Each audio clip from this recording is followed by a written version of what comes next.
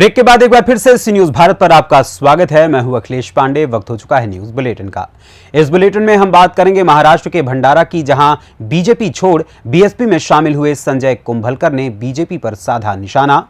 आगे चर्चा करेंगे छतरपुर की, जहां एक शिक्षक की पीड़ित पत्नी ने एसपी कार्यालय पहुंचकर लगाई न्याय की गुहार। साथ ही आगे बात होगी रोहतास की, जहां शतचंडी महायज्ञ एवं प्राण प्रतिष्ठा का हुआ भव्य आयोजन। और भी तमाम खबरों पर आइए करते हैं विस्तार से चर्चा। खबर भंडारा से है, जहां लोकसभा चुनाव में अचानक नया मोड़ आ गया है। भाजपा के जिला महासचिव और पूर्व नगर सेवक संजय कुंभलकर ने बसपा का दामन थाम लिया। बसपा में शामिल होने के बाद संजय कुंभलकर ने भाजपा पर गंभीर आरोप लगाए हैं।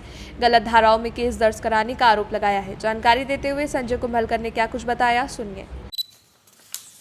संजय को आप बीएसपी के उम्मीदवार हो और इसके पहले आप बीजेपी में थे, और बीजेपी में रहने के बाद में आप पर कौन कौन से गुने दाखिल हुए, इसके बारे में बताइए। मैं बीजेपी में जब था तब भंडारा का श्री राम शोभा यात्रा समिति का अध्यक्ष भी था।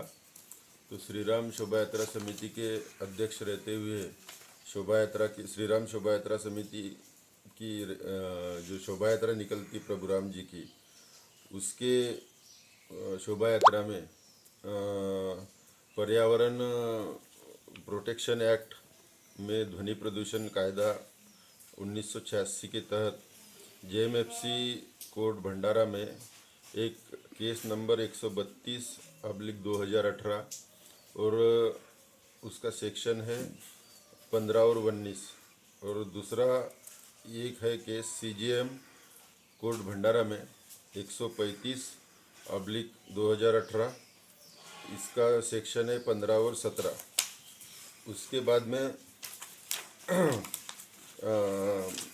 अपना भंडारा कोर्ट में ही जब मैं बीजेपी में था तब नाना पटोले जी ने आदरणीय मोदी जी को जो अभद्र टिप्पणी की थी उसके खिलाफ चप्पल मारो आंदोलन किए थे, उसका केस चालू है जेएमएफसी कोर्ट भंडारा में। उसका केस नंबर है 216/2022, उसका सेक्शन है 143 और आईपीसी और 135 मोटर व्हीकल एक्ट।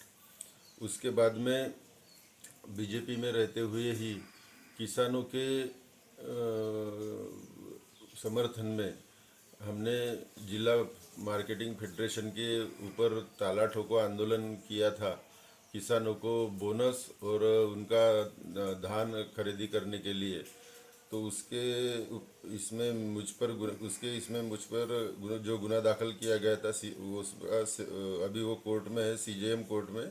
उसका केस नंबर है 125/223 और उसका सेक्शन है आईपीसी 143, 269, 270। इस प्रकार से मेरे खिलाफ 4 केसेस कोर्ट में चालू है और वो न्याय प्रविष्ट है। भंडारा से सी न्यूज संवाददाता निश्चल यनोरकर की रिपोर्ट।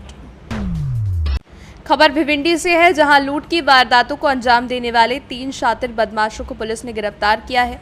वहीं 2 आरोपी अभी भी फरार हैं। लूटपाट की वारदात की योजना बनाने वाले पकड़े गए बदमाशों के पास से देसी 6 राउंड वाली बंदूक, 1 जिंदा गोली, एक प्लास्टिक में लाल मिर्च पाउडर, एक देसी एयरगन, एक लोहे की छड़, नायलॉन की रस्सी, बनावटी नेपाली कुकरी और ऑटो रिक्शा बरामद हुआ है। बता दें, लोकसभा चुनाव के मद्देनजर भिवंडी शहर में डीसीपी श्रीकांत परोपकारी ने शहर के कुख्यात अपराधियों पर नकेल कसने के लिए पूर्व और पश्चिम के एसीपी पर सभी पुलिस स्टेशनों के इंचार्ज को अपने अपने क्षेत्र में सतर्कता बढ़ाने और कुख्यात अपराधियों को जल्द से जल्द पकड़ने के निर्देश दिए थे।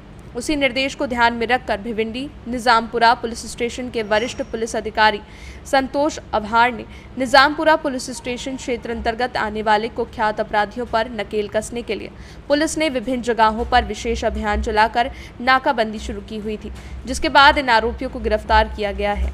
भिवंडी महाराष्ट्र से सी न्यूज संवाददाता मुस्तकीम खान की रिपोर्ट। खबर करनाल से है। यहाँ मां वैष्णो सेवा समिति नीलोखेड़ी की ओर से भव्य और सुंदर नवरात्रि महोत्सव रखा गया, जहां अलग अलग चीफ गेस्ट पहुंच रहे हैं। इस बार कांग्रेस नेता रमेश फूले नीलोखेड़ी के भावी उम्मीदवार पहुंचे।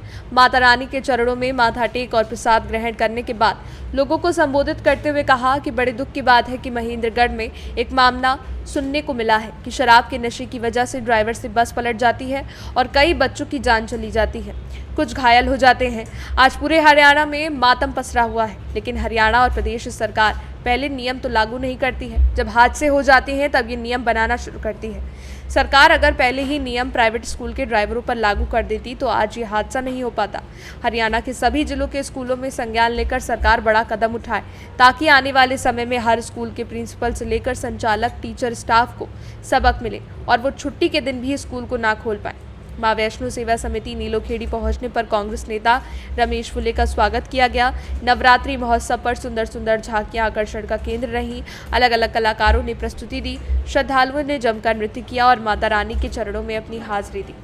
करनाल से सी न्यूज़ संवाददाता बिंदर शर्मा की रिपोर्ट।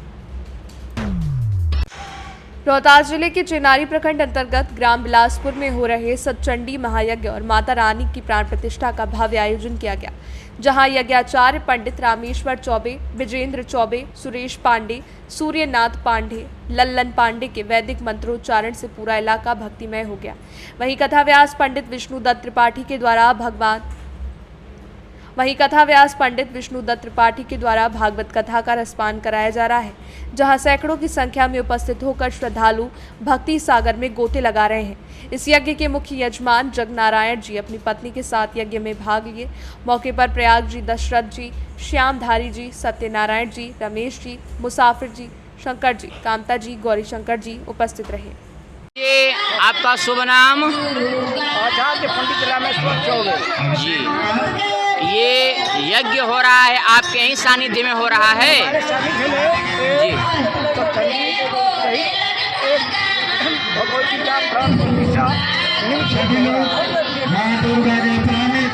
ये यज्ञ करने के उद्देश्य क्या है? उद्देश्य है कि हमारे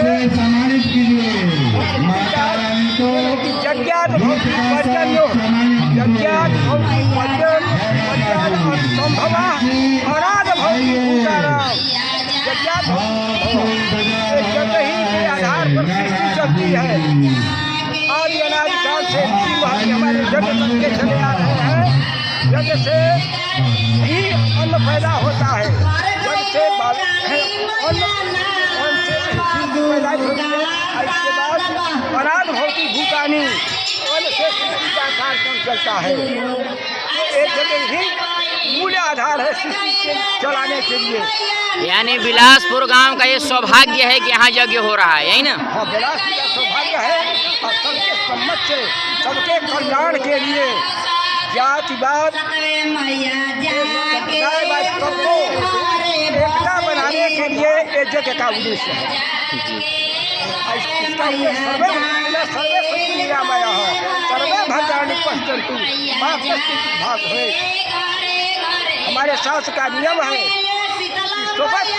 सवर जड़ पामर खोल किया राम पहन पावन परमा होत भुवन के, चाहे कोई किसी जात का हो, सब मुक्ति पाने का अधिकार है, भजन करने का अधिकार है, सबका बराबर अधिकार है। इसलिए सबके कल्याण के लिए यज्ञ का आयोजन किया गया है। हाँ, यानी यज्ञ करने से जितने भी अलौकिक ये आत्माएं होती है वो भी शांत रहती हैं और अलौकिक कृपा होती है, यही है ना? ठीक। रोहतास से सी न्यूज़ संवाददाता पंडित ब्रिजकिशोर पांडे की रिपोर्ट।